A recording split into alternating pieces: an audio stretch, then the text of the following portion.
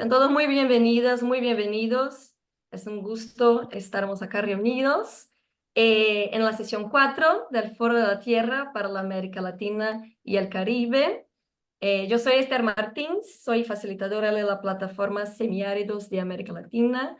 Y el Foro de la Tierra este año tiene como tema cambios políticos y transformaciones agrarias, la lucha por los derechos a la tierra de las organizaciones campesinas e indígenas de nuestra región. Consulto a mis compañeras si ya estamos transmitiendo o filmando, si podemos seguir. ¿Sí? Muchísimas gracias. Bueno, y para sumar a ese tema que les comentaba ahora del foro, hemos propuesto abrir un conversatorio sobre el tema crisis climática y migración rural en los semiáridos de América Latina para conocer más de los desafíos y también las estrategias para permanencia en los territorios. Antes de empezar, mientras la gente se suma, algunos informes generales para nuestra sesión. Le pedimos, por favor, tener los micrófonos silenciados en toda la sesión. Nosotros tendremos panelistas increíbles, muy queridos, que van a presentar en portugués y español. Así que, por favor, no duden en utilizar las herramientas de traducción disponibles, que están disponibles en español, portugués y también en inglés. Les invitamos a usar el chat para enviar sus preguntas a los panelistas a todo tiempo, porque al final tendremos un momento dedicado a responderlas para garantizar el tiempo de la sesión y por fin también avisarles que estamos grabando esta sesión. Bueno, para que empecemos muy bien y también tenemos el tiempo de que la gente se suma, quiero invitar a Eddie Ramírez, nuestro compañero de la Fundación Hugo, desde el Chaco paraguayo, para que nos preparó un breve momento de sensibilización y bienvenida. Eddie, por favor, adelante. Gracias, Esther. Oración de lluvia de Teresa Parodi. Cuando sopla el viento norte y se enciende el zapucay y amarada en las guitarras la acordeona va a cantar. Vuelan pajaritos de agua, zumban por el arenal. Dicen que ya está cayendo lluvia sobre el palmeral. Riega el corazón, rubio del maizal y el blanco temblor del algodonal. Bálsamo en el surco ardiente, derramando su esplendor, cantarino en la simiente, savia para el labrador, manos de amasar la tierra, manos de cimbrar el sol, ungidas en las cosechas, agradecen tu frescor, riegan una vez más tu pureza azul, porque el fruto es pan para el poriajú. El verano enciende el aire, la tierra regada está. La música también bendice, la bailanta va a empezar. Bailarán bajo la luna que cuelga sobre el palmar. Canta el chamamé en el alma, la esperanza viene y va. Muchísimas gracias, Eddie, por compartir esas palabras de inspiración, que mismo así en ese medio virtual, online, nos aproxima un poco más de la realidad de que vamos a discutir y también la importancia de la lluvia para esas zonas. Bueno, introduciendo, decir que la plataforma Semiáridos viene ampliando su discusión sobre la movilidad humana, buscando reflexionar cómo los efectos del cambio climático también impactan y generan procesos de migración, en especial migraciones internas, ¿no?, del rural hacia el urbano muchas veces, y esos impactos afectan especialmente a las comunidades rurales, indígenas y tradicionales, cuya forma de vida están conectadas al manejo de los territorios y a la agricultura familiar y campesina. Entonces buscaremos profundizar en esta conversación que estamos las particularidades del tema en los territorios semiáridos, regiones que históricamente vienen conviviendo con su clima, enfrentando desafíos como el acceso al agua y la desertificación, y también han logrado crear formas resilientes de adaptación y producción. Bueno, la sesión está ordenada de la siguiente manera. Vamos a abrirla con una ponencia introductoria sobre movilidad humana en América Latina en el contexto del cambio climático y luego tener un panel donde se presentarán los contextos, desafíos y estrategias locales de los semiáridos. Creo que podemos avanzar y Para iniciar, queremos invitar a Elena Olea, colombiana, vicedirectora del programa Alianza Américas y miembro de la plataforma de migración de desplazamiento climático, la CEMIDP, para que nos introduzca sobre el tema migraciones vinculadas al cambio climático en América Latina. Muchas gracias, Elena, y tiene 10 minutos. Bueno, muchísimas gracias a ustedes por la invitación. Realmente me da mucho gusto poder estar esta tarde con ustedes el día de hoy. Lo que yo voy a tratar de hacer es hacer una presentación que ponga como algunos elementos sobre la mesa. Esperando, por supuesto, que la riqueza viene en las presentaciones que me siguen, que van a poder como ir más al fondo de contextos específicos y situaciones específicas. Yo quisiera empezar con un primer elemento y es un poco una discusión de si debemos hablar de cambio climático o debemos hablar de crisis climática. Y la decisión de tratar de apelar a un término como crisis climática con la expectativa de que las personas entiendan la gravedad de la situación, la dimensión y el impacto que está teniendo, porque el cambio climático parece ser más como lento e imperceptible. Ese yo creo que es un primer elemento que nosotros estamos transitando en general en América Latina, y es este entendimiento de la urgencia de la situación y el impacto cada vez más claro que estamos viendo. Por supuesto, hay situaciones de eventos súbitos que tienen impactos devastadores. Una situación reciente que estoy segura todas las personas que están aquí participando hoy conocen es la de las inundaciones en Brasil, en Río Grande do Sul. Un evento de esa envergadura y con ese impacto deja como muy claro cuál es la situación y la necesidad de entender la crisis que estamos viviendo. Y yo creo que ese es como un primer elemento que vale la pena poner sobre la mesa, la necesidad de urgencia que debemos transmitir. Lo segundo es que nosotros lo que estamos observando es que de una parte hay territorios que están siendo afectados por las sequías, que hace cada vez más difícil las actividades productivas y también la vida en esos territorios. Esa es una de las primeras situaciones que está obligando a las personas a salir. En Centroamérica, el corredor seco es conocido por esas condiciones de sequía, y vale la pena mencionar un fenómeno reciente que se está observando en Centroamérica, del cual no se hablaba mucho, que son los incendios y el impacto que están teniendo en la calidad del aire. La discusión sobre el impacto de los incendios en la vida, incluso en centros urbanos, era una discusión que estaba mucho menos presente y hoy en día está bastante presente. En las últimas semanas y meses lo hemos visto claramente, por ejemplo, en Honduras y en Guatemala. Por supuesto, el fenómeno de los incendios forestales es un fenómeno que conocemos y que impacta en otras regiones y que vemos con mucha más frecuencia. Se entiende el impacto que tienen las condiciones de sequía para generarlos, y tenemos también información como las noticias devastadoras de los incendios que fueron provocados en Chile, que también tuvieron un número muy alto de muertos hace unos meses. Entonces ese es un primer elemento. El segundo es cómo la saturación del suelo como resultado de las lluvias está produciendo deslizamientos de tierra, y esas son situaciones particulares que también implican la destrucción de viviendas y obligan a comunidades a salir, y muchas veces no es posible regresar a esos lugares. En otros contextos también lo que estamos viendo es cómo en Brasil las inundaciones también, como otro fenómeno que causado también por el cambio climático, que tiene que ver con la intensidad, la cantidad de lluvia que cae, pero también los periodos de lluvia. Eso también está teniendo un impacto importante.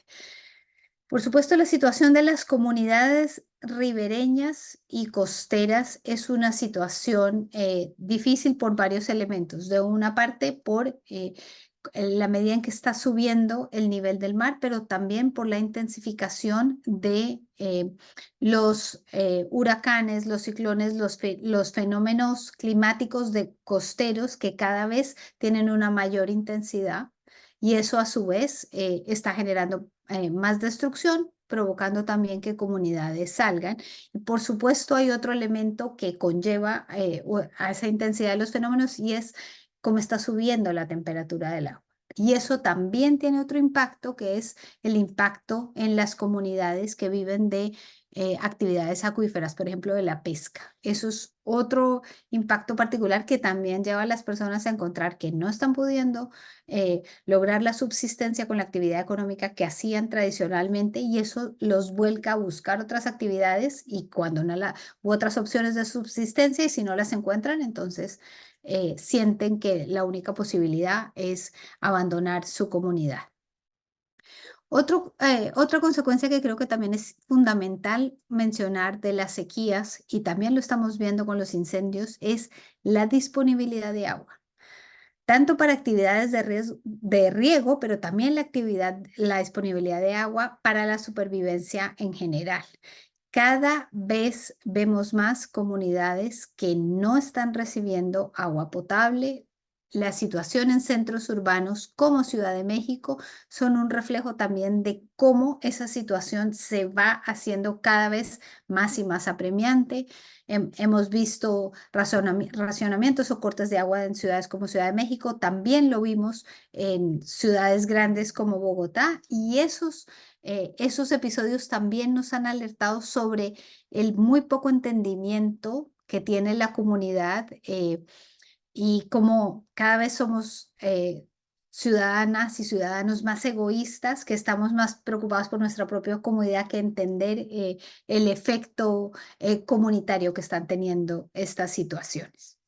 Todos estos factores lo que están generando, como justamente decía la introducción, es primero el desplazamiento interno. Las familias y las personas se mueven dentro del territorio nacional, muchas veces muy cerca, por varias razones, porque es donde tienen redes, porque es el territorio que conocen, y también porque, y creo que esto es importante y fundamental destacar, porque hay muchas veces la expectativa de poder regresar. Y ese es un elemento al cual voy a hacer mención en un primer momento, pero creo que es central. Ahora bien, el gran desafío que tenemos es la respuesta estatal frente al desplazamiento interno. Y ahí es donde estamos observando que hay muchísimas falencias, tanto desde que las autoridades estatales mismas reconozcan el fenómeno, porque se siente que reconocer que hay desplazamiento interno conlleva automáticamente, por supuesto, una serie de responsabilidades que tiene el Estado. ¿Qué hizo para prevenirlo y cómo va a responder? Entonces, en general, se trata de negar, y es solamente la visibilidad de una comunidad grande de personas desplazadas que está buscando asistencia humanitaria de manera conjunta lo que hace imposible seguir negando el fenómeno. Pero el gran desafío es que existan autoridades con la responsabilidad, la capacidad y los recursos para responder con atención humanitaria y también con soluciones duraderas. Es ahí donde encontramos las mayores falencias, porque lo que vemos es presupuestos tanto locales como departamentales o estatales y federales o de toda la nación que no están previendo adecuadamente que este fenómeno está ocurriendo, y no hay los recursos suficientes para responder a la emergencia. Y eso es particularmente grave. El otro, y es esa ausencia de esa respuesta, no encontrar una respuesta, no encontrar atención humanitaria, ver que no hay soluciones duraderas, no hay dónde rehacer la vida cerca, lo que termina empujando a las personas y a las familias a optar por la migración internacional, por el cruce de fronteras. Por supuesto, esto está también alimentado con la narrativa y ciertas ideas de que hay otros lugares donde las condiciones están mejor. Y eso termina siendo un aliciente que empuja a las personas a migrar hacia ciertos lugares donde históricamente la situación económica ha sido más favorable, donde se piensa que hay más oportunidades, muchos de ellos, por supuesto, a centros urbanos que sobre todo generan desafíos muy particulares para personas que vienen de comunidades rurales que estaban acostumbradas también a ganarse la vida de otra forma diferente. Tal vez el mayor desafío que vemos es la ausencia casi total de vías u opciones para la migración regular. Tal vez es muy importante destacar en esta conversación la gran excepción que representa Mercosur y los acuerdos de libre tránsito y de estadía que le permiten a una persona residente de un país del Mercosur moverse dentro de la región y regularizar su situación migratoria. En Centroamérica vemos que hay acuerdo de libre tránsito, más no para migrar y establecerse en otro país. Entonces lo que vemos es que las personas automáticamente cruzan la frontera, exceptuando la zona de Mercosur, quedan en situación migratoria irregular y no hay vías, no hay opciones para la migración regular. Son muy reducidas, las visas y los permisos de trabajo son una opción mínima y eso lleva, por lo tanto, a las personas a la irregularidad migratoria. La única excepción que conocemos es Argentina, que estableció un programa de visado para los países del norte de Centroamérica impactados por el cambio climático. Esa medida se anunció en el examen, en el foro del examen de la migración internacional y no conocemos casos de aplicación de esa visa. Muchos nos preguntamos si efectivamente se han expedido visados bajo ella, pero es la única excepción. Hay otros proyectos de ley en algunos países, pero no hay opciones para que las personas migren. Entonces, cuando las personas ingresan a otro país, lo que en general la información que encuentran es que su única opción sería pedir asilo o ser reconocido como refugiado según la terminología particular que se utiliza en los países. Y esto es crítico porque si la única opción es la de pedir protección bajo la definición de la condición del Estatuto de los Refugiados o la definición ampliada de la Declaración de Cartagena, esto va haciendo que las personas vayan transformando su propia versión de lo que les sucedió, buscando encuadrar entre las únicas opciones de protección que hay. Y esto me parece que es clave e importante reconocerlo. Si hubiera otras opciones para las personas que se ven obligadas a abandonar su lugar de residencia y su país por este fenómeno, probablemente tendríamos números, cifras que en este momento no tendríamos y podríamos entender mejor de dónde está ocurriendo ese fenómeno. Lo que vemos es que lo que se entiende comúnmente cuando le preguntan a una persona por qué migró es que esas razones vinculadas con la crisis climática terminan empaquetándose bajo el concepto de razones económicas, por las cuales las personas no pueden encontrar además protección. Permiso, Elena, 2 minutos, por favor. Perfecto. Y eso nos debiera llevar a preguntarnos cómo se está preguntando a las personas y cómo las personas están entendiendo y procesando lo que les sucede. Lo que nosotros vemos es que con una entrevista adecuada, unas formas adecuadas de preguntar, no es que la persona perdió el empleo, la forma de ganarse la vida, pero si tratamos de preguntar qué pasó en su entorno por lo cual perdió ese empleo o esa forma en que se estaba ganando la vida, vamos a encontrar muchas veces razones climáticas. Nosotros observamos grandes distancias en las conversaciones y entendimientos, y es aquí donde me gustaría terminar. Primero, hay una falsa concepción en los países tradicionales de recepción de migración de que todas las personas quieren salir de sus países y que solamente casi que están buscando una razón, casi que un pretexto para hacerlo, ¿no? Como llegan y llegan porque piensan que aquí la situación está mejor. Lo que no existe, de otra parte, es un conocimiento suficiente sobre el trabajo que están haciendo las organizaciones en los territorios, las que trabajan en materia de justicia ambiental, las que trabajan en las comunidades, para apoyar a las comunidades para que puedan permanecer en ese territorio. Es ese importantísimo trabajo, creemos que no está siendo lo suficientemente reconocido y visibilizado. Y por eso creemos que la apuesta está en entender que trabajar en la intersección entre cambio climático y migración significa hablar sobre quedarse, sobre la posibilidad de no migrar, que es lo que muchas comunidades quieren hacer. Al haber pocas vías para la migración, hay algunas expectativas a lo que pueda suceder este año con el 40 aniversario de la Declaración de Cartagena y su definición ampliada de quién es refugiado, para ver si se va a reconocer la crisis climática como otro factor que expulsa a las comunidades y otro factor por el cual las personas se les podría dar protección. Pero es crítico entender que las personas no encuentran opciones y que las personas desplazadas por el cambio climático terminan en el proceso convirtiéndose en lo que las opciones de protección o de migración les ofrece en contextos particulares. Gracias. Muchísimas gracias, Elena. De verdad, buenísimo escuchar de una forma amplia un panorama de los principales desafíos y también algunas luces, ¿no?, de soluciones de cómo pensar ese tema en América Latina, que afecta a tantos distintos contextos, ¿no? Y después de esa mirada amplia, queremos adentrar el panel nos preguntando cuál es la importancia de hablar de los semiáridos en ese contexto. ¿Por qué es importante mirar estas regiones en específico, en especial con sus particularidades? Bueno, veo que Alexandre ya está aquí. Alexandre, sea muy bienvenido. Queremos empezar el panel invitando a Alexandre Pires, que es brasileño, director del Departamento de Combate a la Desertificación del Ministerio del Medio Ambiente de Brasil, para que nos pueda presentar una mirada desde las políticas públicas que tratan de temas también sensibles a los semiáridos, como es, por ejemplo, el combate a la desertificação. Alexandre, muito obrigada por estar aqui conosco. Você tem 10 minutos. Olá, Esther. Boa tarde a todos e a todas. Para mim é uma alegria muito grande poder participar dessa reunião da coalizão do Fórum da Terra, né?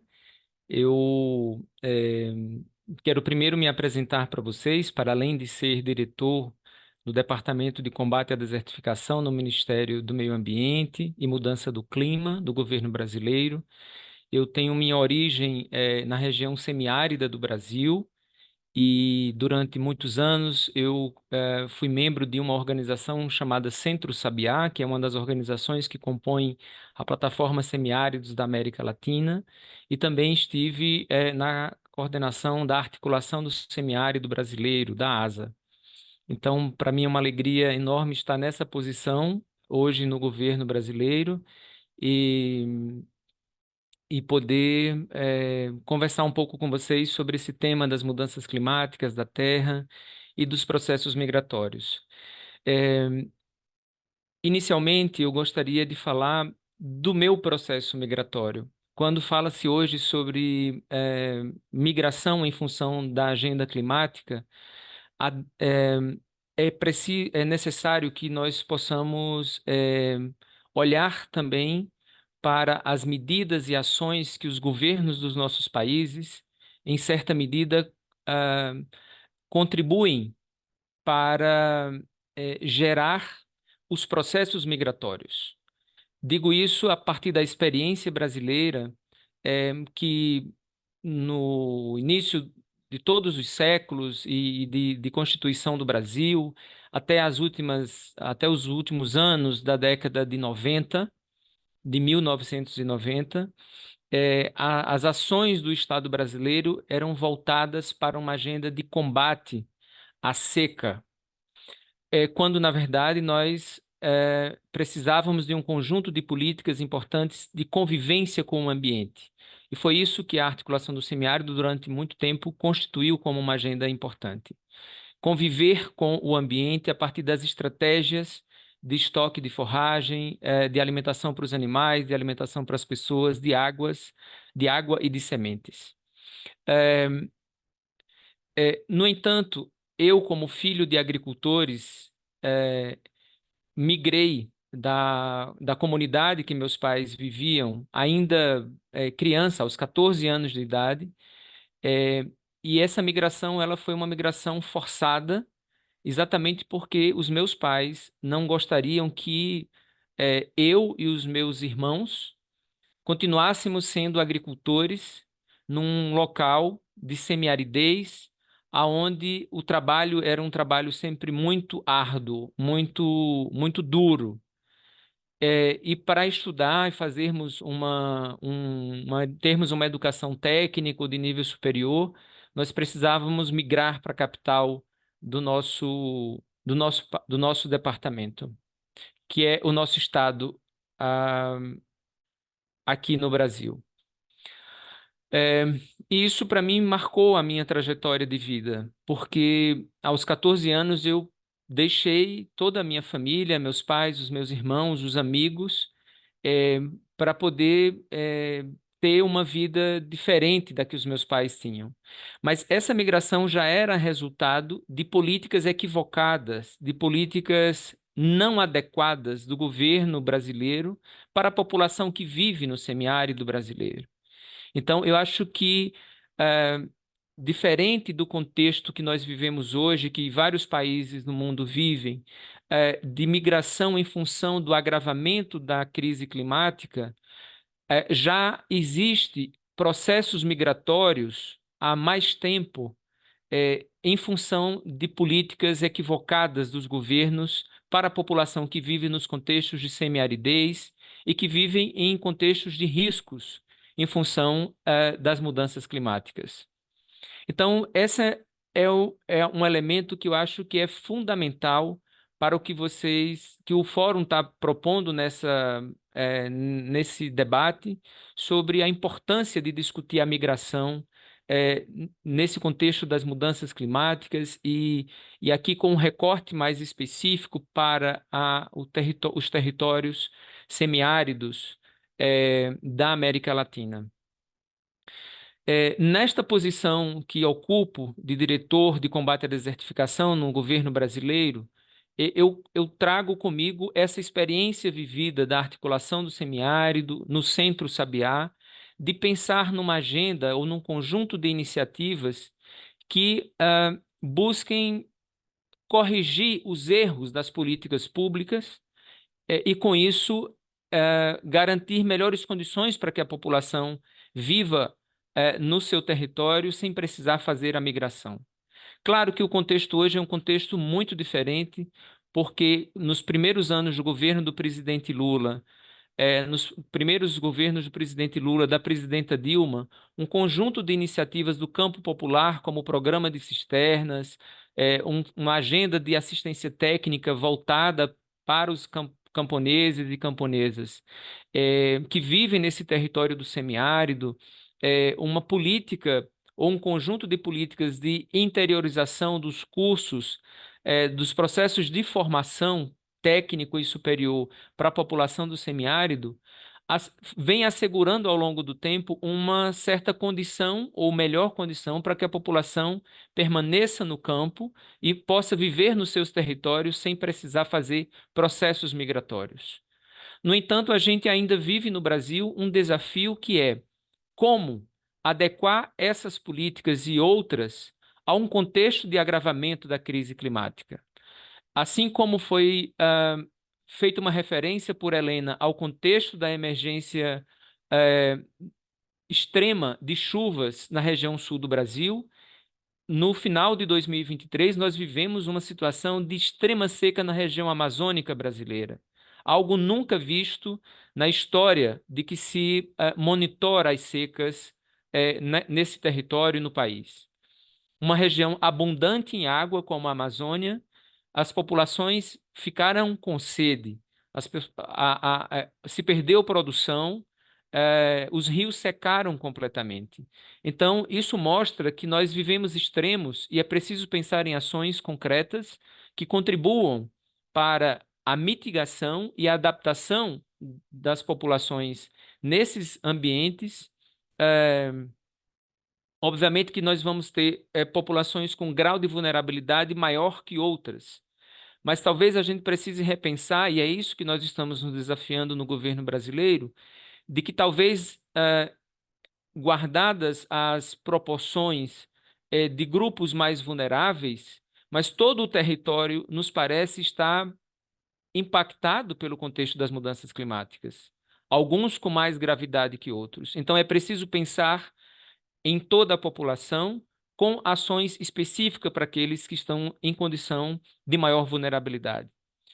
E, nesse sentido, nós estamos hoje no Brasil com um conjunto de iniciativas voltadas para a agenda do combate à desertificação, como a elaboração do segundo Plano de Ação Brasileiro de Combate à Desertificação, contribuindo para que a gente atualize o contexto e as estratégias de ação dentro do governo federal, do governo com os governos subnacionais, estados e municípios, com a sociedade civil e com a iniciativa privada, tentando atualizar ao contexto que nós vivemos de emergência climática. Uma outra iniciativa é uma campanha educativa que possa contribuir para a construção de uma maior consciência na sociedade brasileira sobre quais são as causas e as consequências do processo de desertificação e do impacto da seca na vida das pessoas. Nós identificamos que ainda há uma ausência de informação, sobretudo das populações distantes dessas realidades, para entender que defender a vegetação ou defender o combate ao desmatamento, a preservação das nossas fontes hídricas, é algo fundamental para assegurar a vida e assegurar a continuidade das atividades produtivas e reprodutivas das populações tradicionais e da sociedade como um todo. Então, essa campanha é uma campanha que tem o objetivo de chegar ao máximo possível de pessoas no país, ao mesmo tempo levando informações, e com isso a gente espera que se tenha mais entendimento sobre como ajudar a combater o processo de desertificação e contribuir para mitigar e adaptar os efeitos das mudanças climáticas e das secas. Uma outra terceira iniciativa é dialogar na construção de um programa de ação de restauração de solos degradados, de recuperação dos biomas Caatinga e Cerrado, que são biomas que atendem nessa área de semiaridez no Brasil, e, ao mesmo tempo, também reverter o processo de degradação das fontes hídricas, dos nossos rios, que estão, na grande maioria, sem vida, já sem vida. Então, esse programa ele tem um objetivo de trabalhar com a agenda da terra, da floresta e da água, revertendo esse processo de degradação. Por último, eu queria dizer para vocês que essa nossa agenda, ela se insere num momento muito preocupante, quando os dados das instituições de pesquisa científicas do Brasil informam, com dados atualizados do ano de 2023, o surgimento de uma área árida, pela primeira vez na história do Brasil, de uma área com clima de aridez, e a ampliação do clima semiárido sobre o clima subúmido seco, da ordem de 370 mil quilômetros quadrados. Nós ampliamos o contexto da semiaridez brasileira e temos o surgimento de uma região de clima árido. Isso nos preocupa e é orientado por esse contexto de bases científicas que nós estamos orientando um conjunto de políticas e de iniciativas que contribuam, inclusive para reduzir ou prevenir futuros processos de migração da população que vive nesse território. Obviamente, enfrentando, junto com outras instituições, o processo das mudanças climáticas. Por hora é isso que eu gostaria de partilhar com vocês. Muito obrigado. Muito obrigada, Alexandre. Muchas gracias. Importante pensar eso, ¿no? Cómo las políticas públicas pueden traer estrategias, resultados para evitar un proceso de migración o cómo puede influenciar de alguna manera. Muy interesante realmente eso lo que pones y es histórico también, ¿no? Muchas gracias. A todos, por favor, si quieren poner dudas o preguntas, usamos el chat para eso, que al final vamos a tener un momento para responderlas. Pasando al siguiente ponente, invitamos ahora a Manuel Gómez. Yo quería solo saber si Manuel está acá, porque no he visto su nombre. Manuel, ¿estás? Dale, sí, ahora le Hola, veo. Esther, ¿cómo Hola, estás? Manuel. No, te Hola. presento antes. Manuel es venezolano y director general de Acción Campesina y le invitamos para que nos comparta un poco sobre el contexto local, los desafíos y estrategias desde la región semiárida de Venezuela. Adelante, Manuel, muchas gracias y tiene 10 minutos. Muchas gracias Esther, gracias a todos y a todas por la invitación. Igualmente una alegría poder compartir con ustedes este espacio. Sí, decíamos que nosotros queríamos hablar un poco sobre el contexto local y las estrategias en la región semiárida de Venezuela. Y comenzamos haciendo lo que podríamos llamar una mirada a la migración en Venezuela en sentido amplio, en sentido general. Si puedes pasar, por favor, la página, la lámina. Puedes pasar, adelantar la lámina, ¿no? ¿Aló? Creo que está. Ok. Bueno, aquí, pero en todo caso lo comentar. Severos problemas de migración porque en los últimos 20 años se estima que pueden haber migrado al país entre 7 y 8 millones de personas. Eso significa, eso representa el 25% de la población venezolana, ¿no? En ese proceso se estima que han migrado 800.000 profesionales universitarios y con ello se ha ido lo que nosotros llamamos el bono demográfico, porque la población que migra es fundamentalmente población económicamente activa y se están quedando niños y ancianos mayoritariamente y evidentemente todo esto que llamamos el bono demográfico desapareció. Algunos estudios que hemos revisado revelan que el país ha perdido 1.6 años de logro educativo promedio. Hay que tomar en consideración que el logro educativo promedio del país, para elevarlo un punto o un año, nos lleva muchísimos años y muchísimo esfuerzo. Entonces nosotros en 20 años hemos perdido aproximadamente 1.6 años de logro educativo promedio. Han habido problemas económicos severos y la esperanza de vida también ha disminuido de 76 a 74 años debido a la drástica disminución del ingreso y al masivo deterioro de los servicios de salud. Y hablando del tema de la migración, podemos decir que la gente migra de todas las regiones del país. Yo ahorita mismo estoy en un lugar que es la península de Paria, que queda cerca de Trinidad. Estoy en el campo ahora y esta es una zona, vamos a decirlo así, muy remota del centro del país y uno hace una encuesta aquí en cada una de las casas y en cada una de las casas por lo menos se ha ido una o dos personas. Entonces esa es un poco la realidad global de Venezuela en relación con el tema de la migración. ¿Por qué migra la gente? En el caso venezolano, nosotros decimos que siguiendo una frase de Yuval Noah Harari, un historiador que dice que los ciudadanos votan con los pies, es decir, los ciudadanos de alguna manera expresan su opinión migrando. Y la gente migra por razones económicas. En el caso de Venezuela, el salario mínimo ahora mismo no sobrepasa los $30 al mes.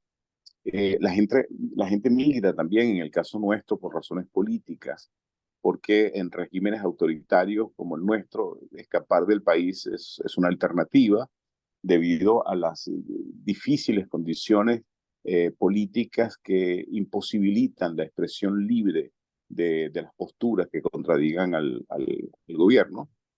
Y desde luego la gente migra porque hay un deterioro masivo de los servicios.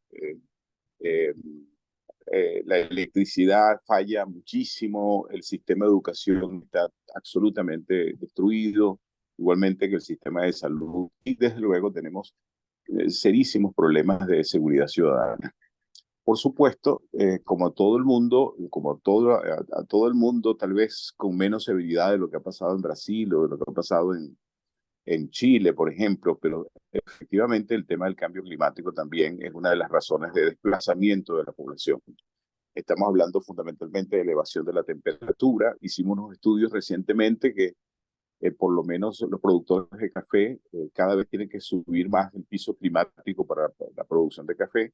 Eso significa el abandono de tierras para subir a temperaturas, a pisos climáticos más favorables. El tema de las sequías, de las inundaciones, de los incendios forestales, bueno, todas esas son razones que de alguna manera afectan y de alguna manera son la causa de la migración.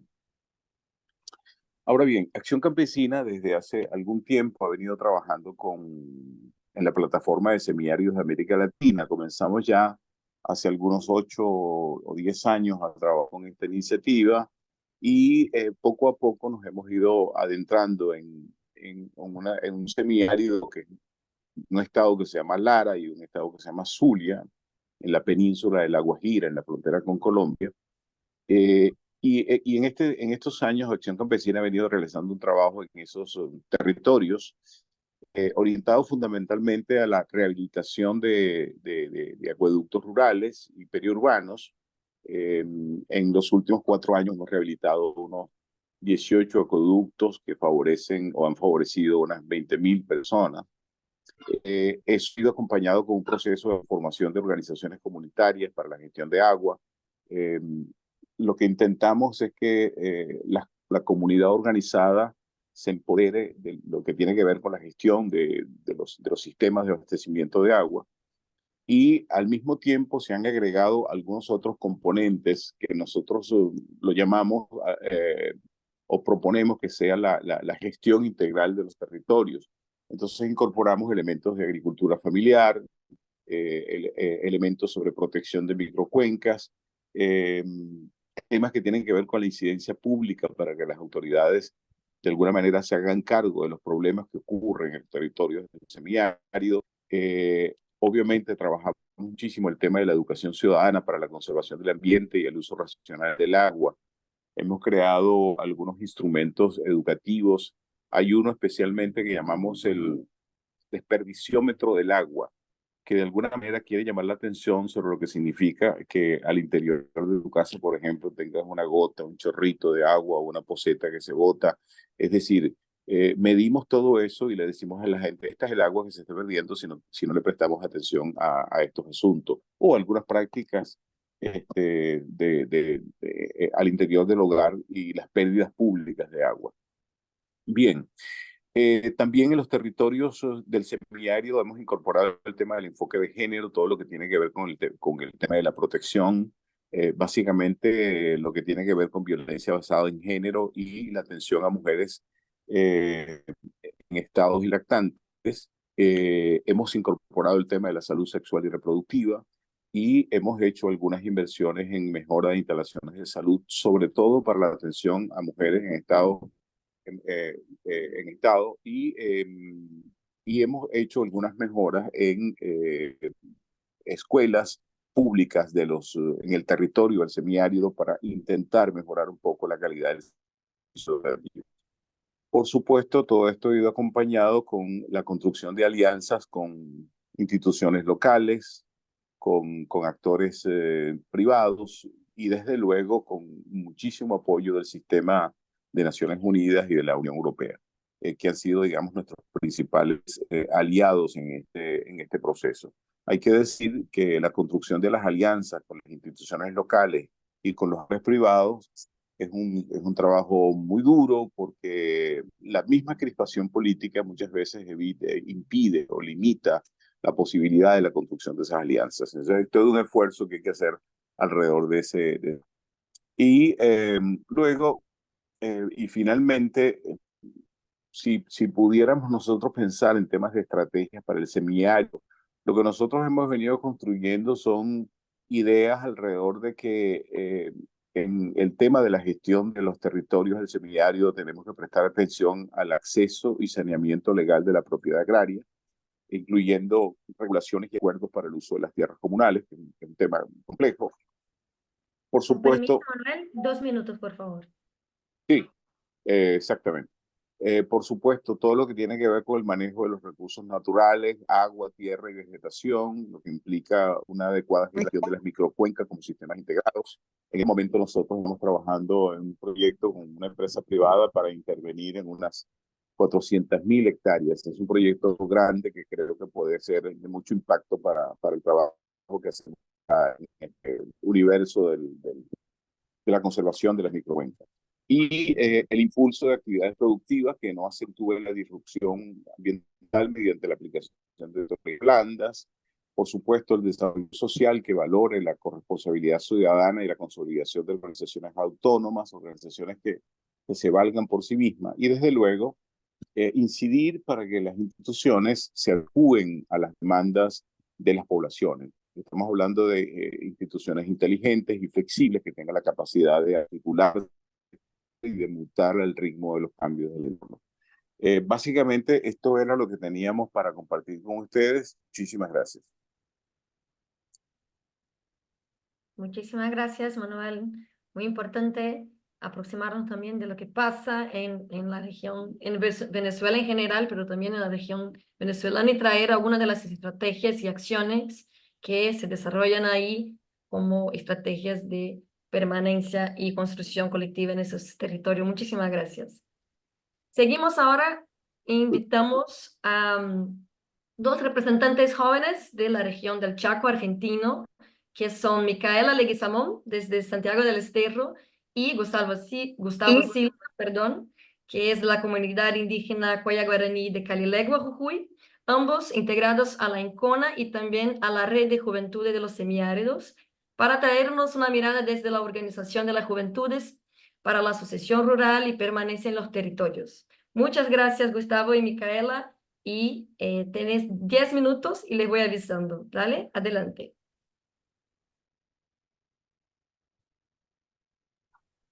Dale, dale. ¿Está Micaela ahí?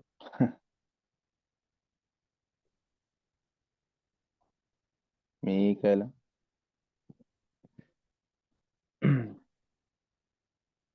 Micaela, ¿estás ahí? ¿Nos escucha? Sí, sí. Sí, bueno, gracias. Adelante. Que no te veía. Adelante.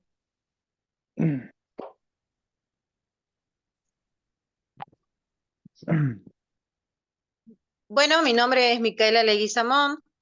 Pertenezco a una organización de base de Santiago del Estero que se llama Teleras de Majazo. Somos un grupo de 30 mujeres artesanas. A nivel provincial también pertenezco a la organización de Tucuy Tucusca, de la agricultura familiar de Santiago del Estero. A nivel nacional pertenecemos a la ENCONA y hoy junto a Gustavo somos unos jóvenes representando a organizaciones campesinas e indígenas del Gran Chaco argentino. No sé si Gustavo quieres presentarte. Cuento que apago la cámara porque tengo muy poca señal. Bueno, yo soy Gustavo Silva, ¿no? Como ya dijo, soy integrante de un pueblo indígena, Coya Guaraní, de acá de Calilegua, San Salvador de Jujuy, ¿no? Este, También integro lo que es la organización del Lencona, ¿no? Y nosotros también preparamos, nosotros hay un PowerPoint para ir expresándole cada, cada testimonio, ¿no? Que hablamos con los jóvenes. Este, Ahí empezará Micaela. Bueno, nosotros queríamos comentarle que nuestro camino comienza con un programa de formación de raíces chaqueñas. También pertenecemos a la plataforma del semiárido y nos integramos a la red de juventudes de Latinoamérica. Bueno, queríamos contarles un poco que nos estamos capacitando y organizando y vemos también un cierto desánimo en los jóvenes por la falta de oportunidades para la permanencia en el territorio. También es muy cierto que nos estamos inspirando en estrategias exitosas de otros jóvenes. Queremos superar la visión de que ¿por qué lo tiene que dar todo el Estado? Si nos surge emprender soluciones con iniciativas propias. Tenemos en claro, ¿no?, que la migración es un hecho Las razones son varias. Algunos se van por un tiempo y otros se van para siempre. Pero nosotros tenemos la capacidad y el deseo de permanecer en nuestra tierra. Las mujeres tenemos mucho protagonismo en el desarrollo local, pero las oportunidades con un trabajo orientado sigue siendo más posible para los hombres. El sistema educativo que nos forma para el crecimiento y desarrollo de los otros, no para nuestro propio desarrollo. Por eso queríamos proponer el modelo educativo de las escuelas CEFAS, ya que es un modelo más apropiado para el desarrollo rural. También queríamos contarles que el joven que estudia, que se va y que vuelve, tampoco cuando vuelve encuentra la oportunidad de ejercer su especialidad. Contarles también que en el mundo del trabajo estamos descubriendo nuestras capacidades de hacer algo por nosotros mismos y por el desarrollo de nuestro territorio. Por eso estamos tratando de recuperar, capacitar y promover oficios más apropiados a la vida del campo, mejorando la cría, la comercialización, la producción, la promoción de la cultura, nuestras costumbres y sobre todo nuestro turismo local. Siempre tenemos en cuenta, ¿no?, que la ciudad sigue siendo un atractivo para la juventud, pero hay jóvenes que emprenden con iniciativas propias en su territorio y les gusta el trabajo con los animales, con la agricultura, las artesanías y que tienen otra mirada. Por eso, hoy sostengo que somos el presente y que el futuro es nuestro gran desafío.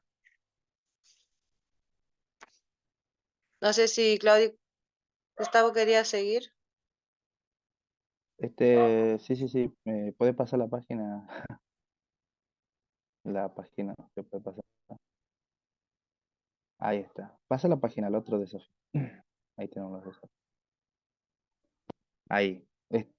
Bueno, con los jóvenes también hablamos que tenemos bastante desafío, ¿no? Porque más allá de querer progresar y querer emprender, nos hace falta un buen acceso a la tierra. Que con eso podríamos tener bastante iniciativa en una producción, en un desarrollo de, de producción en alimentos, emprendimiento. Eso es un desafío para los jóvenes hoy en día, que se ve acá en mi zona, también se ve bastante. En la sucesión familiar, ¿no? Sucesión familiar, disculpen, es que acá tengo que mal escrito. Hay que superar que los jóvenes cambien ese pensamiento de prepararse para ser peón en su propia tierra, digamos, teniendo un lugar propio, ellos pueden ser independientes en su propio territorio. No tienen que depender de nadie, solamente es el trabajo y ellos. Hay que fortalecer su protagonismo también, su autoestima.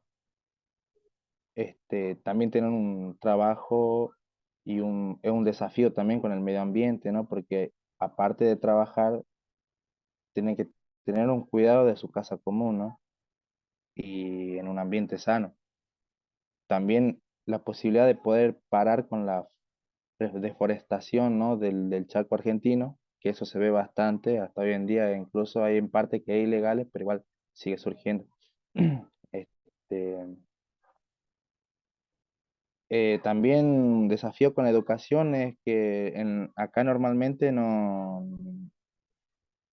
te educan para poder ser, digamos, no, para tener un principio con un emprendimiento, algún proyecto, alguna producción en tu propia tierra, sino que solamente te capacitan para buscar un trabajo y ser peón de alguien o trabajar en una empresa, como quien dice, ¿no?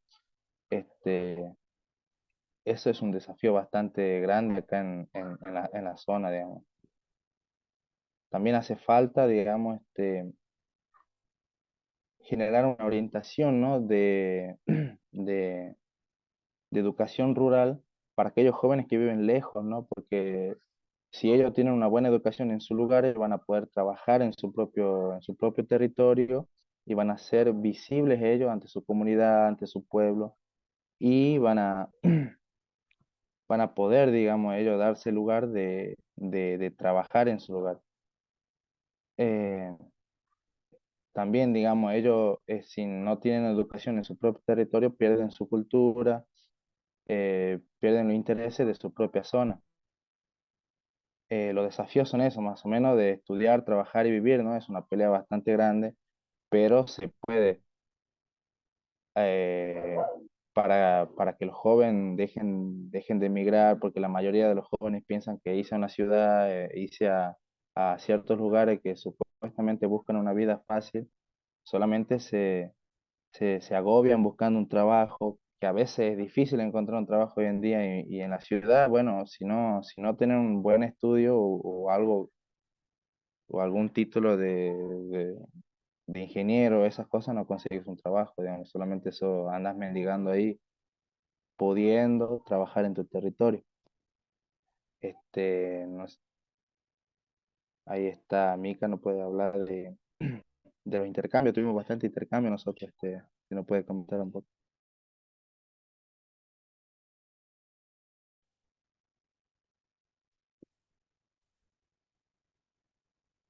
Bueno, ahí en la parte de intercambios,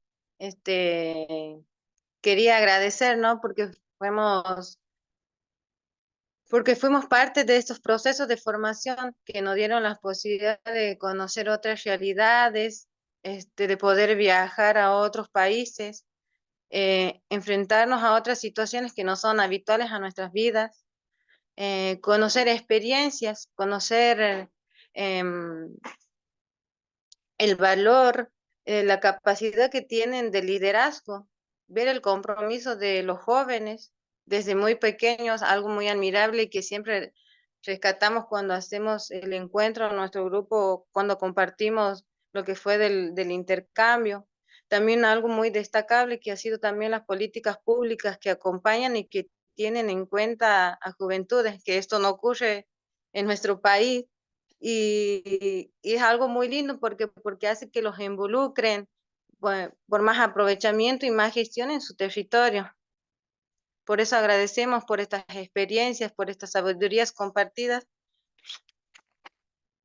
que fueron de gran inspiración y que nos ha ayudado a cambiar nuestra visión y valorar también más nuestro territorio.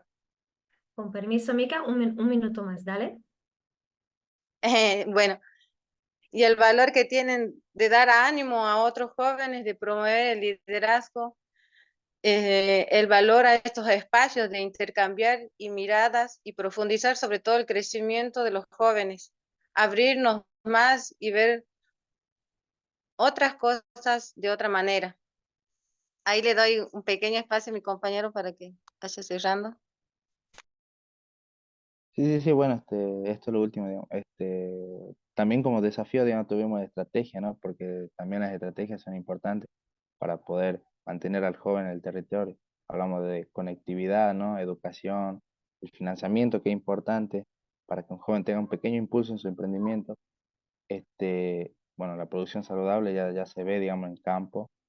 Este, Política de Estado, ¿no? Que se disuelvan o se inconcientice la cultura del trabajo, porque acá los jóvenes como que muy poca ganas de trabajar tienen, ¿viste?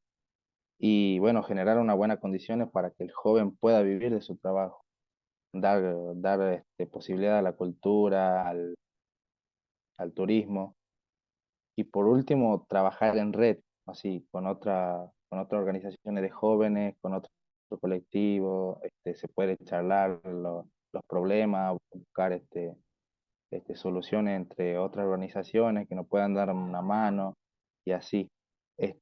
Y por último es eso, digamos, eso tenemos para compartir. Este, y nada, gracias. También antes que lo cierren, queremos dar muchas gracias porque hoy estamos representando a nuestros compañeros de varias provincias y que estamos caminando juntos y sobre todo por la permanencia en nuestros territorios. Muchas gracias. Muchísimas gracias, Gustavo y Mica. Felicitaciones por esta presentación tan completa, ¿no? Tan bien representativa a todo lo que es el movimiento de organización de las juventudes Creo que muchas personas se identificaron, ¿no? Se representaron mucha gente a partir de su intervención. Muchísimas gracias. Y bueno, para cerrar el panel de nuestras intervenciones, queremos invitar a Carlos Magno. Carlos Magno es brasilero, coordinador de movilización social del Centro Sabiá, director ejecutivo de la Asociación Brasileira de Organizaciones No Gubernamentales, ABONG, y también punto focal de la plataforma Semiáridos de América Latina. Le queremos invitar para compartir un poco sobre el contexto del semiárido brasilero y también cómo las estrategias de convivencia han sido efectivas para cambiar la realidad de la región. Carlos, por favor, adelanta, tiene 10 minutos. Então, boa tarde a todos. Vai falar em português, né? É isso mesmo? Fica à vontade, temos Então, tradução. obrigado. Isso aqui é feito à ONU. Quando a gente pode falar na língua da gente, a gente fala na língua da gente, que é para poder, né, ter essa força. Bom, primeiro eu queria, antes talvez de começar a apresentação, acho que Esté já me apresentou, né? Assim como Alexandre também, eu vim do semiárido, só que eu vim do semiárido da Paraíba, do interior, né? Então eu chego também. E foi interessante essa coisa que a Alexandre contou, porque esses dias antes de ontem, uma pessoa me entrevistou e eu estava falando da migração. E a pessoa disse, mas você também é um migrante, né? Aí eu, não sou não, migrante não. Aí ela disse, mas por que você mora tão longe da sua casa? Aí eu fiquei pensando nisso, refletindo sobre como a gente não consegue se identificar, né, como migrante, mas eu só saí da onde eu saí pelas condições e porque eu queria também acessar outras coisas. E o lugar da onde eu era não tinha essas coisas para acessar. Então, às vezes, a migração é algo que toca a gente, ou seja, é uma coisa muito antiga, mas que toca a gente. Mas eu queria, assim, primeiro dizer o seguinte, eu acho que falar de clima é falar da gente, das pessoas, né? A gente, quando fala sempre de clima, a gente sempre na nossa cabeça é como se acessasse um lugar que ele fosse o lugar do ambiental, o lugar do ecológico, o lugar da natureza. Falar de clima é falar da gente, é também falar do social, socioambiental, ou seja, a gente respira, a gente sente as temperaturas quando sobe, a gente é afetado por isso, então é também. E eu queria começar a minha fala dizendo que assim, eu queria demarcar isso. A crise climática é uma crise da humanidade, é uma crise de como a gente vive nesse planeta, é a crise da forma que a gente vive nesse planeta. Ou seja, o que gerou esse problema fomos nós, foi o jeito que a gente vive aqui. Então, ela afeta a gente de uma forma muito particular. E aí, bom, como eu venho lá do semiárido, né, da Paraíba, eu queria começar assim. No semiárido, a gente, talvez dizer assim, que no semiárido, eu estou dizendo muito isso, por todo canto, que quando a gente nasce no semiárido, a gente já nasce adaptado, porque a gente já nasce numa condição, né, de extrema temperatura, de falta de recursos limitados. Então, às vezes, o debate de adaptação, assim, para a gente funciona porque a gente precisa, porque agora a gente está chegando em extremos, né, climáticos, mas a gente já tem um processo de adaptação a essa, né, a essa temperatura que aumenta, a falta de água, ou seja, a gente já tem e construir estratégicas historicamente. Essas imagens que vocês estão vendo aí é para dizer o seguinte, o semiárido brasileiro ele é marcado por processos migratórios. E não é de agora, né? E aí, assim, eu queria, talvez, uma fala que a Helena falou, né? Assim, eu fiquei pensando, porque quando a gente olha para as pessoas que estão atingidas hoje pela crise climática, são as pessoas que eram atingidas, é o perfil social das pessoas atingidas há 50, 100 anos atrás. Né? A maioria, obviamente. Porque você tem pessoas pobres, pretas, mulheres, e aí você está falando de uma perspectiva de um racismo ambiental muito forte. Ou seja, hoje eu conversei com uma mulher que, na comunidade dela, que é uma comunidade de pessoas pretas, em Salvador, se instalou um aterro sanitário. Poxa, por que não instalou num bairro nobre? Foi instalar na comunidade dela. Então, essas pessoas que vocês estão vendo aqui, elas fazem um pouco o imaginário da gente no semiárido, que são as pessoas que migraram, que morriam de fome. Essa imagem central é um quadro muito famoso no Brasil, que é de Cândido Portinari. É uma obra de arte, mas que ele retrata, que se chama Os Retirantes, que era assim que a gente falava das pessoas que se retiravam do semiárido, do sertão, em direção à capital. existem milhões, centenas de músicas, de poemas das pessoas que iam buscar a capital para ser um lugar onde elas pudessem viver melhor, porque tinha água, e chegando lá, elas encontravam a morte. Porque não é a água que salva necessariamente, são as condições que dão àquelas pessoas. Então, aquelas pessoas pobres, pretas, mulheres, crianças, elas eram excluídas, tanto onde não tinha as condições no semiárido, como também no lugar onde tinha água. Então, a questão não era necessariamente se tinha ou não água, se tinha ou não chuva. Então, eu queria trazer esses elementos aqui, porque essas imagens elas estão na cabeça da gente que é do semiárido muito fortemente. E elas marcaram e marcam todo o que é a comunicação sobre o que é o semiárido brasileiro, certo? Bom, aí você pode passar, eu não estou passando não, né? Então, a próxima imagem, que é o seguinte. Ao longo do tempo, o semiárido foi construindo suas lutas, ou seja, não vem ninguém de fora e diz, olha, vocês estão precisando se organizar, ou seja, as próprias organizações que se forjaram, né, com esse esforço, com esse sofrimento, vão construindo suas lutas. E aí, como meu tempo é curto, eu vou dar, tipo assim, um salto, assim, histórico, né? E aí, bom, venho aí para a ocupação, essa foto não é exatamente disso, mas são mobilizações sociais em torno de movimentos que pediam, por exemplo, para que acabasse com a emergência, que era uma ajuda que o governo dava, se mudasse a lógica de emergências que o governo fazia e distribuía umas sementes de feijão, umas comidas de péssima qualidade para a população, ou seja, e nesse momento também aconteciam saques que eram as populações famintas iam lá, né, nos mercados, saqueavam tal. Então, essa foto preto e branco é esse processo também de mobilização de agricultores familiares, né, organizado em sindicatos, em organizações, também um movimento forte da própria Igreja Católica, a partir das comunidades eclesiais de base, da teologia da libertação, que, de certa forma, alimenta essas pessoas com esperança de que eles podem mudar essa realidade que eles estão vivendo. E aí eu dou um pulo bem para longe, essa imagem, eu acho que ela deve ser aí entre 2012, 2014, que é o fechamento da ponta entre Petrolina e Juazeiro, né, dos agricultores para forçar o governo federal a continuar o programa de cisternas. Então, assim, para continuar o programa de cisternas, para que não haja mais migração, porque no fundo é isso.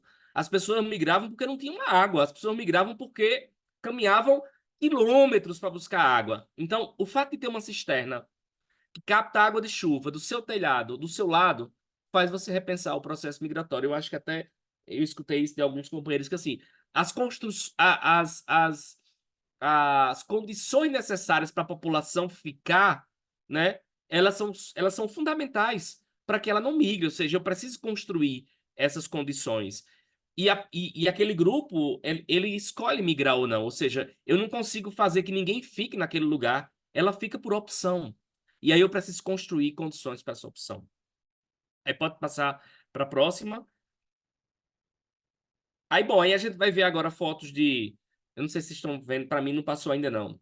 De cisterna, ou seja, essa tecnologia que a gente no semiárido, eu digo a gente, a articulação do semiárido, né, que o Sabiá é parte dessa articulação, construiu 1.200.000 cisternas dessas, ou seja, não construiu 1.200.000, mas as organizações da ASA, não via, né, o programa 1 milhão de cisternas, mas as organizações da ASA, no geral, construíram mais de 1 milhão de cisternas, mais de 5 bilhões de pessoas no semiárido têm acesso à água de qualidade a partir de uma tecnologia construída dentro das comunidades, pelas comunidades. Se quebrar, eles consertam essa tecnologia, não tem que chamar ninguém de fora, não. E é uma tecnologia que as comunidades sempre usavam, que era coletar água do telhado, só que elas não tinham, né, uma coisa pronta, uma tecnologia que funcionasse bem, ou seja, colocava numas latas, colocava nos tambores, colocava um monte de coisa para captar água da chuva. Eu lembro criança com uma bacia de água quando chovia do lado de fora para botar na biqueira, para coletar água para beber.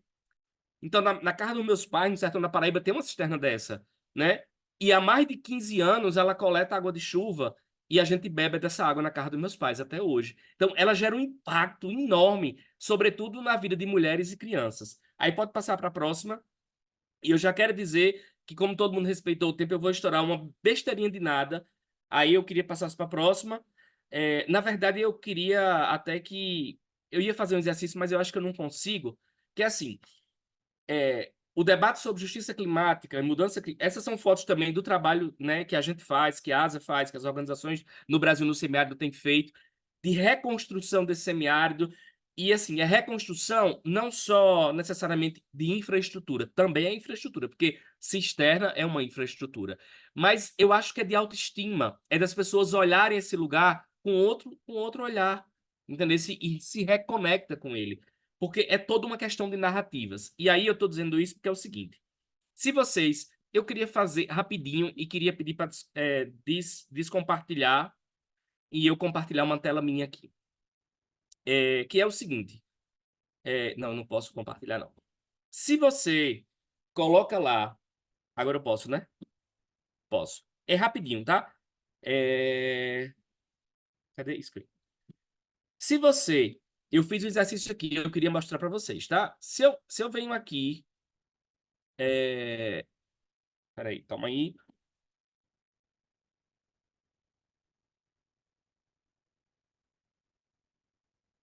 Deixa eu tirar essa barra daqui.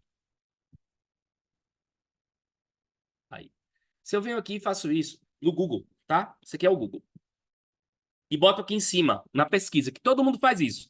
Todo mundo aqui, se alguém pergunta, olha, como é o sertão nordestino? Aí eu imagino que a maioria de vocês não vão na biblioteca municipal, pega 2 enciclopédias, 3 livros, abrem e vão pesquisar. Vocês vão lá no Google e colocam sertão nordestino. Aí vocês veem aqui em imagem, aí vocês vão olhar para isso, tá? Ó, vocês vão olhar para isso aqui, ó. Prestem atenção rapidamente nas imagens. Eu vou ser rápido, porque meu tempo já estourou, na verdade, tá? Aí você diz, poxa, que legal, né? Essas imagens são tão chocantes, pobreza, fome, não sei o quê. E o litoral do Nordeste? Eu uso a mesma palavra, eu só boto o nome litoral, que é uma região. Aí olha só o que aparece, gente. Vê, que maravilha, não é? Que maravilha esse lugar. E aí eu pergunto a vocês, para fechar essa apresentação, assim, olhando para essas imagens assim, rapidamente, qual lugar que vocês queriam criar os filhos de vocês? Que lugar era esse? Era no sertão ou era no litoral? Então, a narrativa desse processo da crise climática é muito forte, porque o sertão nordestino não é somente aquele que estava lá. O litoral não era somente aquele que estava lá. Mas o mundo, quando vê isso, ele só vê essa coisa. Então, a gente tem uma grande disputa que é construir infraestrutura, brigar com o governo, fazer um monte de coisa, sabe? Garantir que o governo seja democrático, parará, parará. Mas a gente tem também que fazer uma disputa de narrativas. E essa é super importante para que a gente mude, na verdade, a forma como a gente olha para os nossos territórios e para a nossa vida. É isso, acho que eu estourei meu tempo. Não, eu só queria dizer uma coisa. A perspectiva de combate à crise climática, ela passa por uma grande aliança. Ela não vai ser feita pela sociedade civil, ela não vai ser feita pelo governo, ela não vai ser feita pelo setor privado, ela precisa ser feita por todos nós. Então, assim, é uma aliança, porque as coisas são muito grandes. O impacto das enchentes no Rio Grande do Sul é tão grande, mas é tão grande que a gente nem dimensiona, né, como isso tem afetado. Porque não é aquela coisa que aconteceu e agora vai voltar tudo. Não vai voltar mais o normal. São centenas de cidades que talvez não sejam mais construídas onde estão. Vão criar cidades feitas de containers para as pessoas viverem durante um período que não se sabe. Então, assim, é um impacto tão grande, que a gente só vai poder dimensionar isso daqui a uns anos, né? De como é que isso tem impactado a vida daquele povo todo, daquele estado. Então, obrigado, Esté, obrigado, ILC, por essa oportunidade também de estar aqui com vocês. Muito obrigada, Carlos. Muchas gracias. Extremadamente importante pensar sobre eso de las narrativas, cómo pensamos también eso en relación a la persona que emigra, qué narrativa construimos de esas personas, son personas que quieren realmente salir de sus territorios. Todo eso que ha traído Carlos con este ejemplo, que es un ejemplo de mucho impacto para todos los semiáridos, que es el semiárido de Brasil, en especial, no todo que es el proceso construido por las organizaciones sociales y también de las políticas públicas posteriores, es un ejemplo que realmente nos mueve pensar en esa transformación paradigmática de narrativas, de formas de hablar sobre una región y sobrevivirla, ¿no? Bueno, ahora pasamos a preguntas.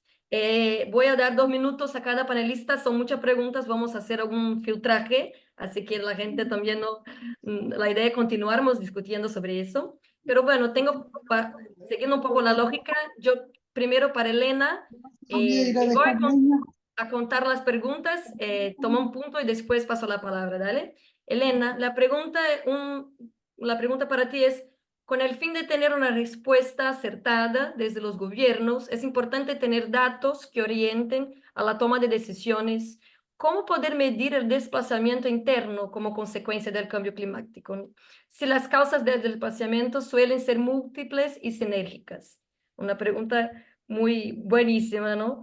Y también, ¿de qué manera o qué espacio se puede incidir para que los países que más emiten apoyen o aporten para la atención de las personas que migran a causa de las crisis climáticas? Antes de pasarte la palabra, traigo una pregunta aquí para Alexandre. Alexandre, ¿cómo se ha implicado a las poblaciones indígenas, especialmente en el noreste, a través de la consulta y la escucha en la planificación de esas estrategias que nos comentaba de combate a la desertificación? Y también,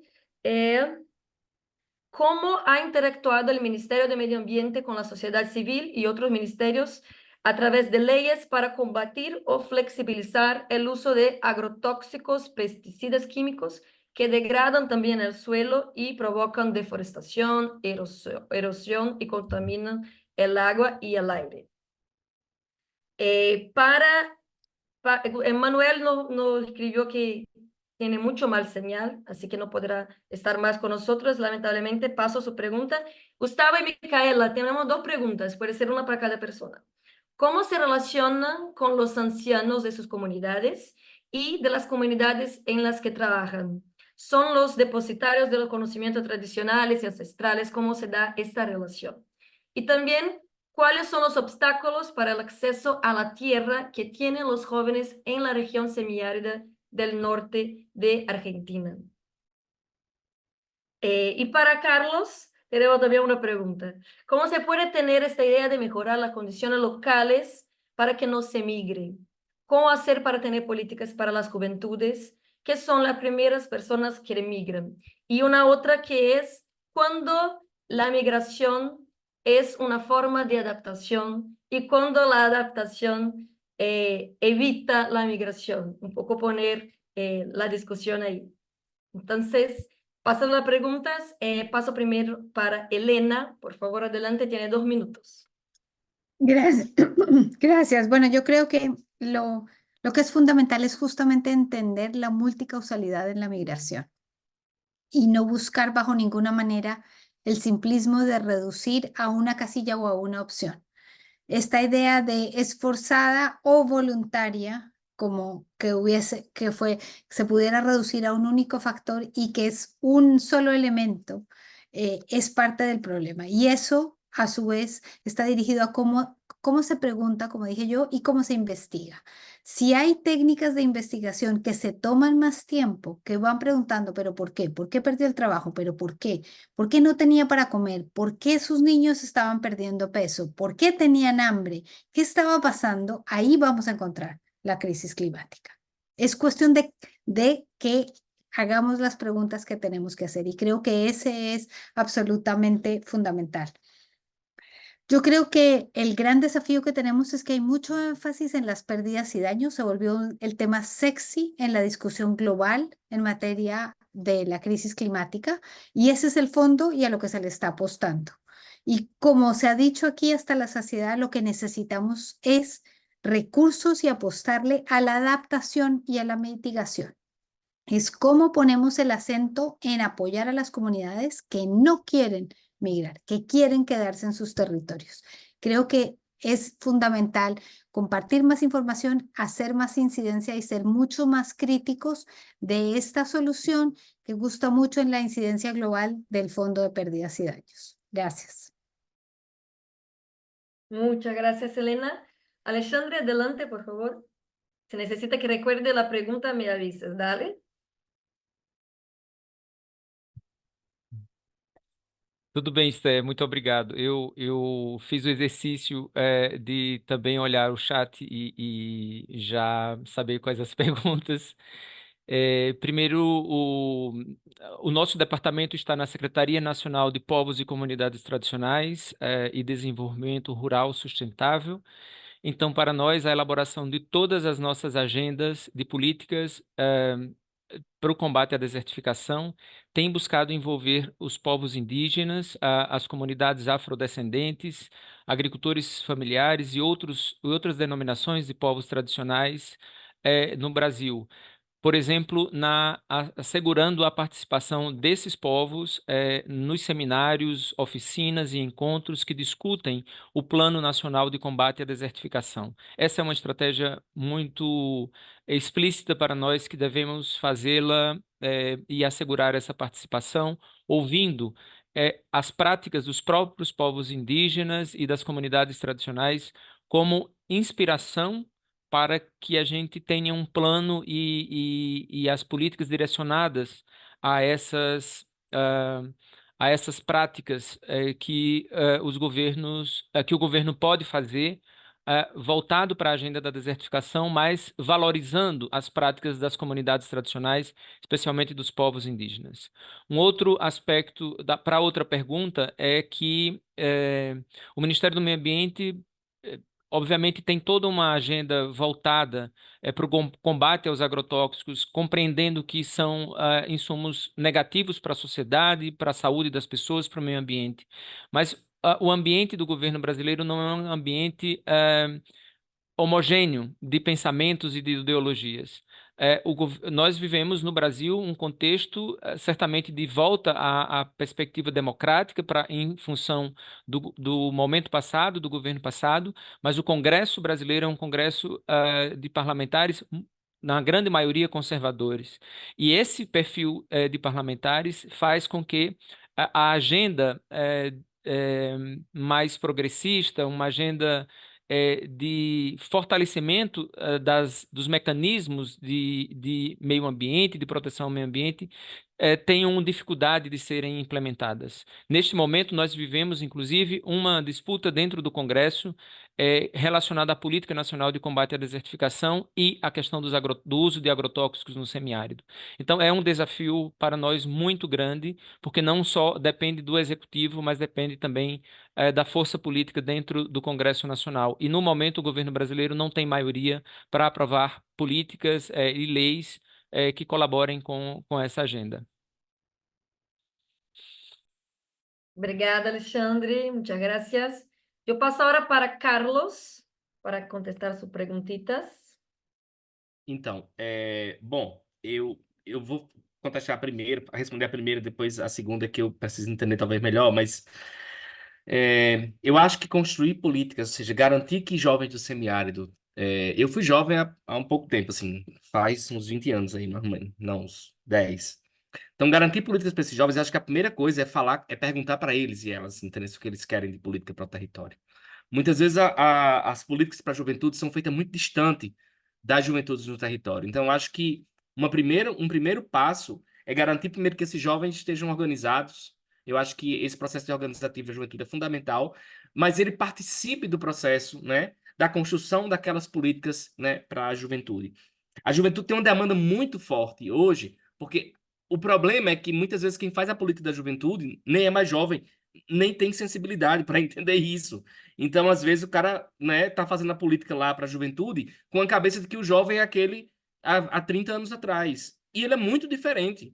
Então, eu acho que esse é um desafio muito forte de construir políticas para a juventude, mas é preciso escutar essas juventudes, entender isso, porque as juventudes são muito transitórias, elas mudam, depende do lugar, do espaço que elas estejam. Então, acho que essa é a primeira pergunta, mas é fundamental. Tipo assim, tem uma coisa que eu acho que dentro desse processo, assim, garantir renda para a juventude no rural, no semiárido, é fundamental para que ela escolha ficar naquele espaço. Porque quando o jovem não tem renda, ou seja, e muitas vezes a família, porque aí é uma questão geracional, inclusive do patriarcado. A família, muitas vezes, tem renda, mas o jovem não tem renda, porque o pai ou a mãe não divide a renda com o jovem, e ele vai embora. E eu já vi vários casos, ele vai embora porque não tem. Então, esse é um ponto que eu acho que é importante ressaltar. A segunda, que se eu entendi, Esté, assim, que assim, quando a migração é uma forma de adaptação, né? E o inverso, como seria? Eu acho que a pergunta é essa. A migração pode ser vista como uma forma de adaptação? Acho que isso Então, resume. eu acho que ela, ela parece mais quando é uma solução individual, é uma solução sua. É uma solução que você. Eu acho que é muito mais uma coisa de escapar da realidade, entendesse? Do que se adaptar. Porque a adaptação seria você construir aquele espaço. Eu acho que isso fica até meio no campo mais da filosofia também, né? Você pode até. Pô, mas pode ser também um processo de adaptação, mas é seu. E assim, e aí eu queria dizer isso porque hoje, no debate internacional sobre mitigação e adaptação, não tem muito espaço para adaptação. Por quê? Porque adaptação é isso. A adaptação é local. Para adaptar, você tem que descer até os territórios. Você tem que conversar com as pessoas. E você tem que fazer coisas na vida delas. Mas para mitigar, não. Eu estou aqui, tem uma floresta e eu protejo o clima globalmente. Então, existem muitos recursos para políticas de mitigação e quase nada para adaptação. E aí a adaptação ela vai sendo jogada para os estados que muitas vezes não fazem. E o grande problema é porque é, é isso, são as mesmas pessoas, sabe? As mesmas pessoas são atingidas. Eu estou falando do grupo que já foi atingido pela vida toda. Estou falando de pessoas pobres, pessoas que moram em lugares de risco, e elas não moram no lugar de risco porque elas gostam de morar. Ninguém mora do lado, né, de um rio que é um esgoto porque ela gosta de morar ali. Ela mora ali porque ela foi obrigada a estar naquele espaço. Então, são essas mesmas pessoas que estão sofrendo agora muito mais com a migração, agora muito mais com a crise climática, sabe? Então, eu acho que assim, é sobre nós. O clima é sobre nós. É sobre como a gente quer viver nesse mundo, é sobre como a gente quer construir nossa relação, é sobre como a gente quer viver na sociedade que está passando por grandes mudanças agora e vai exigir da gente muito esforço de transformação. É isso. Obrigada, Carlos. Para cerrar, Gustavo, por favor, si puede contar un poco cuáles son los obstáculos de acceso a la tierra que los jóvenes en la región donde están enfrentan. Creo que Micaela no está más con nosotros porque tiene mal señal, pero creo que Gustavo está acá. Sí, sí, sí. Sí, ahí pude conectarme de vuelta. Qué bien. Bueno, lo que pasa con el tema del acceso a la tierra es que hubo mucha incidencia política en lo que es los territorios, como que hubo muchas ventas de las tierras de los pueblos indígenas, ventas a personas con, con intención de producir en grande escala, por ejemplo, la soja. La soja ha invadido bastante lo que es las tierras en la parte de Salta, ha adentrado un poco también en Jujuy. Y, y también eso, digamos, o sea, como que se le hace difícil muy a la comunidad, digamos, hacer presente de que están en esas tierras, ¿no? Entonces a muchas comunidades como que ya le empiezan a tirar para atrás de querer trabajar en los territorios porque algunas trabajan y puede llegar cualquiera con plata, como así decirlo, y ya se hace dueño de las tierras, digamos, no hacen respetar, digamos, una ley que tenemos que por estar en ese territorio, digamos, nos pertenecen las tierras, digamos. Ese es el problema, digamos, que hay con el tema de las tierras. Muchísimas gracias, Gustavo. Bueno, yo creo que vamos cerrando para también respetar el tiempo.